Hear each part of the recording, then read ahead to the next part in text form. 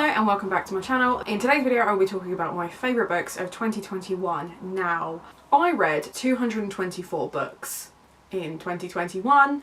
I didn't hit my 300 goal. I'm actually really annoyed with myself for not hitting it, but there were some great books that I did read.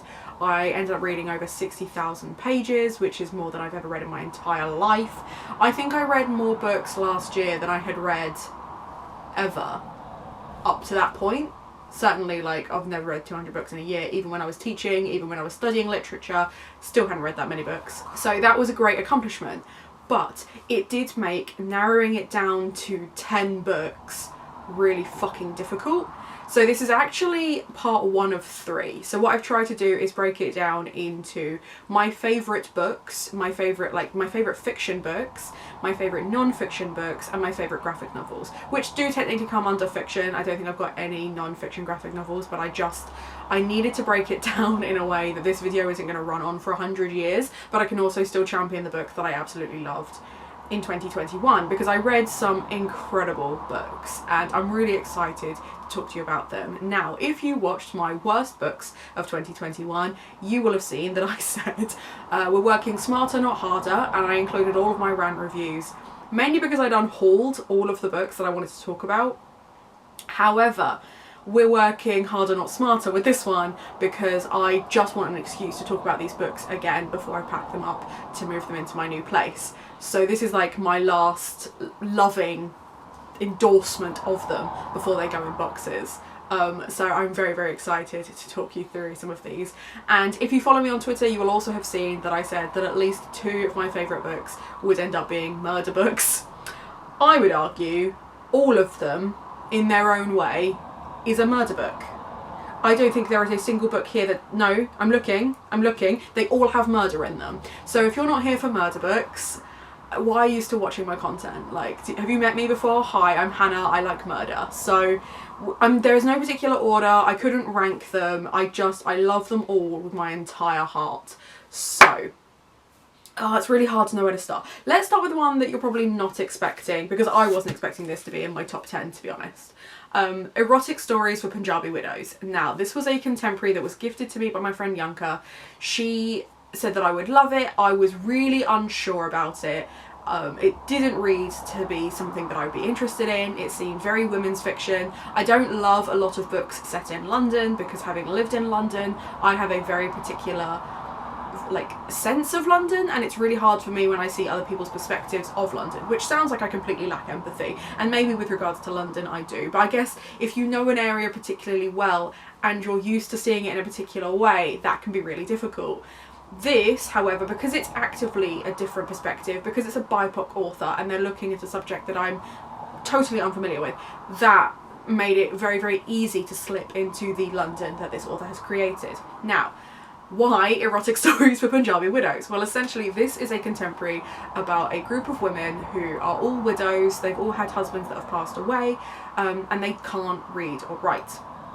And basically this young, very modern Punjabi woman who's been to university, who is a writer, is very kind of into her own style, and is actively trying to escape the Punjabi lifestyle that her family want for her. She sets up a writing class to earn some money, or she takes on a job as a writing teacher, not realising that it's not creative writing, it's not getting them to write their own stories, it's that they literally can't read and write, and certainly can't read and write in English. So she then starts to teach them to do that, but what these women, whilst they may lack the ability, the literacy to write their stories, they have some fantastic stories within them, and they all start kind of exploring their own lives, and something that as wives they are very familiar with, it is sex. But obviously they're not allowed to talk about sex, their husbands don't want them talking about sex, etc. But they start kind of creating this anthology of short erotic stories where they're all kind of living their fanfiction wish fulfillment life, right? Which, as a writer and a fanfic writer, I really enjoyed that. It was really, really funny. It had some really uplifting moments. Now, where does the murder come in? Well, there is one character in particular whose daughter was murdered, and no one will talk about it. And it's one of those things where, because they deal with such emotional and emotionally charged subjects through the medium of humour and sex, etc., she is eventually kind of, her killer is confronted, and there's like this whole mafia sideline, which was really, really interesting. And yes, it is very women's lit, and it is very contemporary, but I would recommend this to everyone. And I was so pleased that when I did recommend this and I put it on Waypoint, so many people picked it up, because it is such a fun read. And the depictions of London, because they're kind of like moving around, they're very insular characters, it didn't feel inauthentic. There are areas that they mentioned that I've been, and like I used to live very, very close to, so that felt very familiar, but it's not a familiar story for me. It's not something that I've ever had to deal with. So it's one of those things where it has this kind of like literacy element to it. It has the BIPOC author, it has the own voices, it has all these things, and it was just such a fun read as well. And I was so worried about it coming in, and I, you know, maybe I loved it so much because I had such low expectations, but it was so not what I was expecting it to be, and it was just great. It was just such a great read. So if you're looking for a new contemporary to read in 2022, I would absolutely recommend this. There will be a link down below, because I loved it. I just thought it was great, and I can't really think of anything that I would change about it. I mean, like, it's just great. It's great.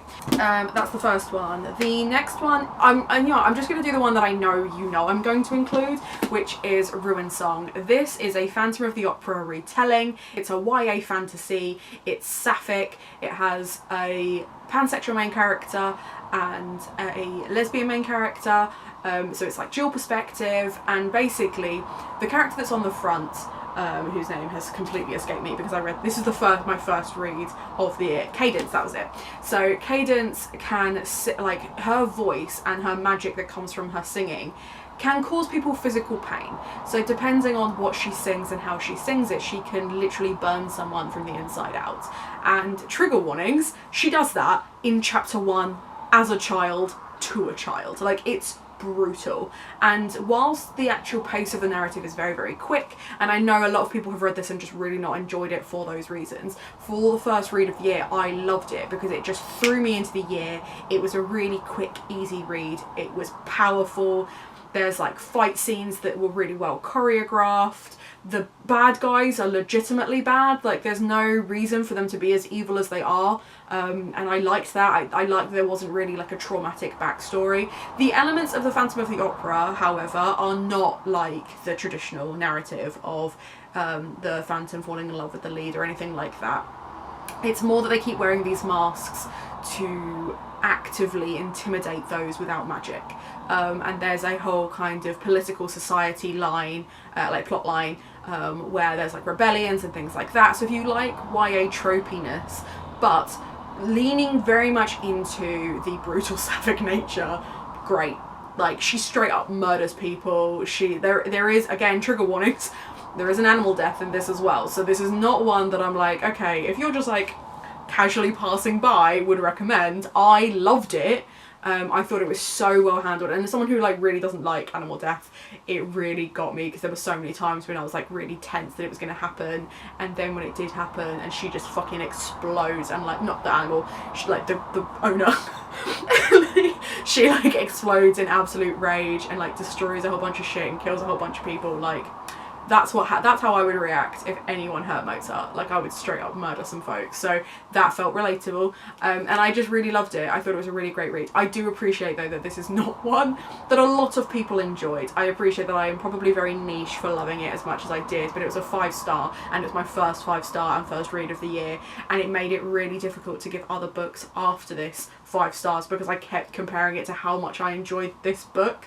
So congratulations to the rest of the books on this list for making it past the Ruin Song bar. Again, there are probably some more really obvious ones in here, so I will just go through those next. We have Mexican Gothic, Catherine House, and The Murder of Graham Catton. These are probably my 3 favourite Gothic fiction novels that I read this year. So Mexican Gothic is a modern Gothic, but it's set in the 60s, where this young woman finds out that her cousin is very sick and she wants to find out what happens. So she goes and lives in this house that seems sentient, and it's definitely there is definitely something strange going on. It mixes paranormal with psychological, which I loved. It had a really sultry pace to it. The characters are wonderful. the male characters are so fucking insidious. Like, it felt such an authentic gothic novel, and I'm so sorry that I slept on it in the first Gothtober. I got to it in the second one, but I just took too goddamn long to get to this book because it was so good. It was so good. Again, couldn't possibly fault it. The mushroom imagery in it was just really creepy. If you've read it, you'll understand. I don't want to spoil it for people if they haven't read it, because I need you to go and read this book and just talk to me about it, because I just think, like, it was sexy, it was scary, it was everything a gothic book should be. It was just, if you need an intro to gothic fiction, this is going to be my recommendation moving forwards, because I don't think there is a single fault in this book. There is not one hair on its head that I would change. It's just perfect. Same with Catherine House, but Catherine House is a bit more intense. This is kind of like your, not entry level, but kind of, you want to dip your toe in and you're not sure if you like it. Moving from thrillers to gothic fiction, this would be my recommendation. If you're a hardcore gothic fiction nerd, this is the one I would recommend. Again, the pacing was painfully slow. Like, it really draws it out. And notice that I'm saying that with a smile on my face. Like, I wasn't mad that it was slow at all. I thought it was spectacular. The writing is incredibly decadent. Both of these authors are BIPOC authors, and this one has LGBTQ rep in as well, which I loved. You never really know what's going on. Even the ending is quite ambiguous, and it's just so clever. Like, I took 3 months to read this. It really shouldn't have taken me that long, but I was just enjoying slipping into this world and just being enveloped in the decadence of it. It was all so creepy, and it was just beautiful. It was just beautiful. So yeah, immediate 5 stars. And then the last one is obviously your more thrillery gothic fiction one. This is by Katie Lowe, who also did The Furies, and quite frankly one of my favourite authors of all time. This is a book about a woman whose husband was murdered 10 years ago, except she cannot remember what happens. She thinks she might have done it, and the whole way through the book you're not entirely sure if she did or didn't either. But when a podcast producer decides to bring up the murder of her husband again 10 years later, everything comes barreling back. The life that she's created for herself starts to shatter, her psychology starts to shatter. It's so clever. And I did this by audiobook first, because I got it as a NetGalley arc as an audiobook, and then immediately pre-ordered the hardback, and then ordered a hardback for basically everyone I know. And it was also my pick for the Gothtober giveaway. This was my suggestion for it, because I'm just obsessed. There were 2 hours left to go on the audiobook, and everything felt like it was really neatly wrapped up and people being arrested, and I started screaming and I was running around the house, and it was wild from start to finish. I had no idea what was going on. I was never, like, sometimes I read thrillers and I'm like, they're so predictable and I can totally guess where this was going. This one subverted my expectations at every single turn. It was so clever, so well crafted, so well written, so empathetic about things like the body dysmorphia and mental illness regarding eating disorders. All of those sorts of things was really handled well. The psychology was beautiful, and the problem is I read this and then I tried to read The Silent Patient afterwards, and The Silent Patient ain't shit, and like, this was just so perfect. And I don't know if I'd have maybe been like less hateful towards The Silent Patient if I hadn't read this, but this was everything that The Silent Patient was trying to be. So if you hated that book too, or you hated The Maidens because you thought that was trash, pick this up instead, because it's just so good. It's so good. Like, I will be thinking about this book for years. I'm really not sure how long it's going to be before I reread it, to be honest, because I'm going to need to reread it to be like, where were all these clues? Because it all ties up so neatly and I don't feel cheated, so they must be in there somewhere, but they're so subtle and like, oh, it was great. It was great. Let's take a break from straight up murder. The only middle grade that's in my list still includes murder, but a bit more ambiguous. This is The Haunting of Evelyn Jones. This is a classic ghost story set in a coastal town with coastal myths about women that come from the sea, ripping children into the waves, etc. It's really spooky, and I don't know what it is about middle grades that freak me out so much more than adult horror films or adult horror books, but this one was just so clever and so well written, and it's such an easy read, but it really evoked all of those classic gothic ghost story tropes, right? It's not too long. It didn't linger on any one clue too long. Evelyn Jones is just trying to live her life and read her spooky books, and then creepy things start to happen. And do you know what I really loved? The adults treat the kids with respect. There are so many middle grades where the kids are treated like idiots so that they can just go off on these mysteries by themselves. But in this one, the adults never talk down to the kids. They're never rude to them. And I love that because, like, as a teacher, it used to really piss me off seeing other teachers talk to kids like they ain't shit. Because, like, they're smart, right? We're teaching them to be adults. So we might as well talk to them like they are in a respectful way. Anyway, do you know what I'm saying? Like, anyway, I'm getting off topic as per usual. Really loved it. Really fun. I would have included The Bewitching of Evelyn Jones, which is more about witches than ghosts, which is the second one, and there's a third one coming out this year, which I'm very excited about. But like I said, I tried to narrow it down to 10, so it made more sense to include the first one than the second one. Although, to be fair, they're probably on par. They're just, yeah, like I said, they're really fun. They're really well written, and they're legitimately spooky. So we love that. Let's veer away from classic murder and we'll go high fantasy. Kings of the Wyld. Now, I had seen this kind of milling around and I wasn't too sure that it was going to be my thing, right? Because for a really long time, I have been picking up high fantasy books written by men for men. And the misogyny is just sometimes not worth reading those fantasy novels. Like, I don't need to pick up Dune again. I don't need to try The Wheel of Time. I'm sure The Wheel of Time's not that bad. I know with the TV series it's probably not that bad. But it's been recommended to me exclusively by men rather than women. So I don't know if I want to read that. Do you know what I'm saying? But I picked this up kind of because it ticked off a couple of prompts for whatever readathon I was doing. And I loved it. It was so clever, and it kind of has the same sort of energy that Skullduggery does, which is banter, banter, banter, straight up murder, emotional scene, banter, banter, banter, more emotion, why am I crying, banter, banter, banter, fight scene. And it was just, it felt like D&D but in book form. So loved that as well. It was just great fun, and it was, yes, it has murder in it. They do kill quite a few people.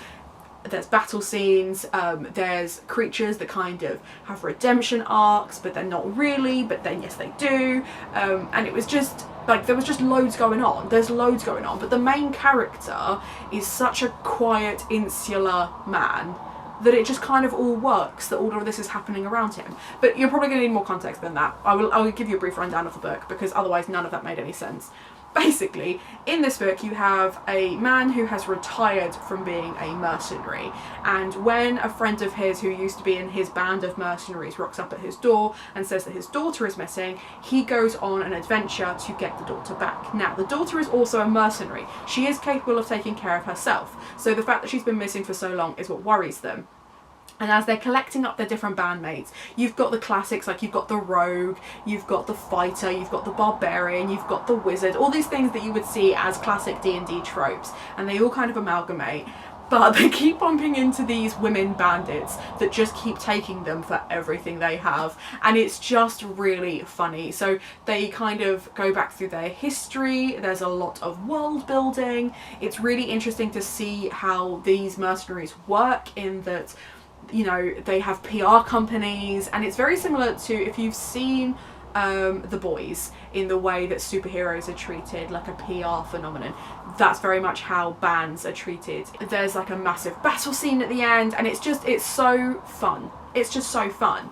Now, I know the thing with this series, and the thing that I'm kind of nervous about going in, is that I love this one so much. I'm nervous about picking up the second one because it's completely different characters. Same world. I believe it's the daughter. Oh, that's a bit of a spoiler. I believe it's the daughter that they go and rescue in the first one. So I'm excited for that, but there are two more books, so there's this one and one afterwards, that are nothing to do with these characters, basically, and I just fell in love with these characters. And I understand that they've retired, right? Like, they're old men. The whole way through this thing, it's the I'm too old for this shit vibe, but it just works really, really well. So I'm hoping that that writing will transfer over. I have no worries that Nicholas Eames can write a decent female character, because I've already seen it several times in this novel, so I'm quite excited to see what he does with a female protagonist.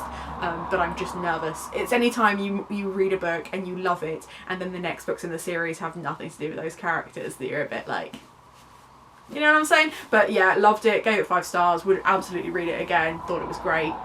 Murder, but high fantasy. Murder but make it high fantasy. Another murder but make it high fantasy we have in The Ravenous Dark. Now, there's not much I can say about this without it being massive spoilers, so I will try, and rather than run down the plot, because I will just give it all away, it's one of those things where once you know, it feels really obvious that you should have known that's where this was going, if that makes sense.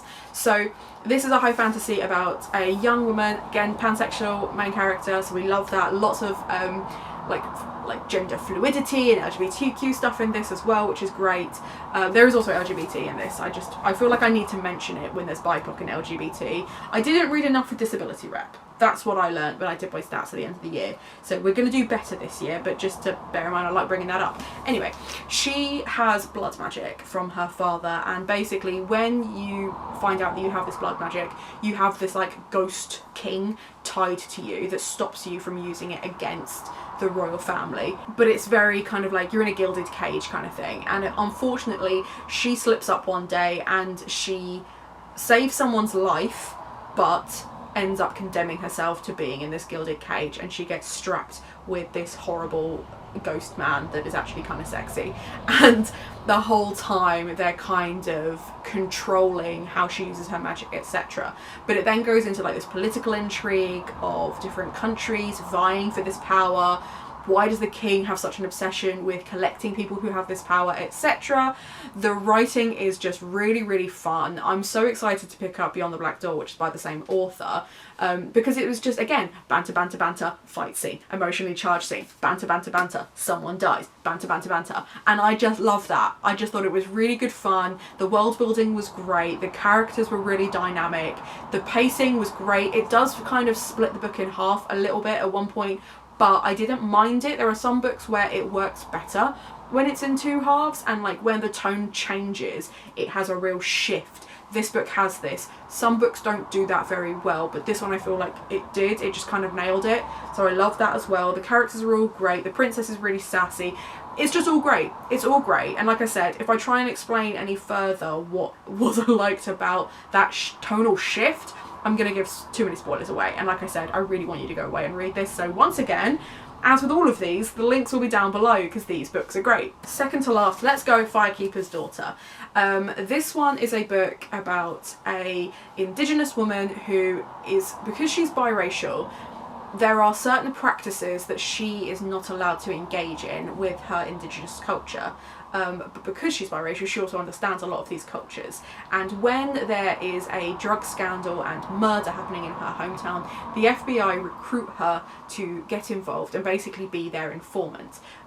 But it comes very, very close to home. She has to investigate people she cares about, the whole time being driven by the fact that she literally watched her best friend be murdered. I don't think that's a spoiler. Pretty sure that's in the description. Yes, yeah. Witnesses a shocking murder is literally in the synopsis. I don't feel bad about saying it now. What I liked about this is it was a contemporary mystery, right? So it has those contemporary elements. It has disability rep, it has BIPOC rep, it has LGBTQ rep, it has all these different things where the otherness is honed in on and explored without it feeling like there was anything exploitative about this. Now it helps that it's obviously an own voices author, but it was really nice to kind of read a book that had more than just white people problems in it, with regards to like contemporary and thriller elements. Obviously she's trying to solve a crime, there are very kind of like psychological issues that she's dealing with, but the one thing I will say that kind of shook me when I read it initially, because no one talked about it, no one that reviewed it that I saw mentioned it at all, but I feel like this is a trigger warning that needs to be mentioned up front. She is sexually assaulted by someone involved in the drug scandal and murder, and she then has to deal with that because she has put herself in a situation where she's trying to get to the truth, and the truth is now hurting her directly. You know, there's not just the emotional assault of that, it's the physical as well, and that was really hard to read, really, really hard to read, and it's a very, very powerfully written bit that just, I felt like it didn't need to be there. But it's in my top 10 because I have not stopped thinking about this book, and whilst that was very, very triggering for me, and I totally didn't see the point of having it in this book in particular, I can understand why the author included it, and I just, I can't stop thinking about it. I can't stop thinking about these characters, the world that she's living in, the world that she's trying to protect, and the fact that there are so many elements of it that cut her out. And it's really interesting as like a white reader, knowing that these are closed practices. These are practices that I shouldn't be so voyeuristic of them. You know, I don't want to exploit them. But I want to know more about them. It was really, really interesting to see her as kind of a bridge between the two. Because she's biracial, she can empathise with a white audience that want to understand more, but also respecting the indigenous culture and explaining what certain words mean. And actually the audiobook's really interesting because, again, it really goes into like how to pronounce certain words, which is really, really important as well. Like that's an additional part of literacy. So I just thought that was great. This was one of those ones where I read it and listened to the audiobook at the same time to kind of like get my life on track and try and catch up with my 300 reads, which, as I said before, didn't hit. I don't mind it. For something like this, it was absolutely worth it. I really, really loved this, and I will be looking out for any other books that Angeline Boulley puts out, because I just think it was wonderful. It was just great. Powerful, sad, but great. And then finally, this is the one that really is no surprise to anybody, How to Kill Your Family by Bella Mackie. This is a book all about a young woman, another murder contemporary, about a young woman who basically, her mother dies and her father does nothing about it. Her father wanted nothing to do with her the moment her mother fell pregnant. She's never met her father. His whole family wants nothing to do with her. So when her mother passes away from cancer, she feels she has nothing left to lose. She is going to establish herself as his daughter and then kill everyone, so that when it comes round to him passing on his fortune, it will go straight to her. The irony being that even after she's killed 6 people, she ends up in prison for a murder she did not commit, and she has to prove she didn't commit it. And she starts writing these diary entries and talking about how she did it. And it's so satirical, right? Like, she's so sarcastic. She doesn't really take any of the actions that she's done all that seriously. She's straight up murdered people, and she talks about her feelings towards it. She talks about how lucky she is that some of these murders just kind of like fell into her lap. Like, she didn't intend to kill them this way. You know, the importance of making them look like accidents. It was very, very clever. And it was just one of those things where, if you like things like Dexter, where they kind of go into like how the murder took place and how they were feeling and all these other things, but from a very stereotypically feminine perspective, I really liked that. I like that she leaned into the fashion elements of her life. I like that she leaned into the compassion she was supposed to have for other people that she just didn't have. Like, she's an absolute psychopath. And I loved that. I thought it was so fun. And again, such a clever read. And again, it was another one where I read it as an audiobook on NetGalley first. Having finished it, immediately pre-ordered it because I just thought it was spectacular. And again, wouldn't be surprised if I reread it this year because it was just such a fun read. And yeah, 5 stars. Great. Didn't enjoy the plot twist. There is like a cheeky little plot twist at the end that came out of fucking nowhere. So if you just ignore the last chapter, perfection. But it was still up there, still up in my top 10. I will be thinking about this one for years.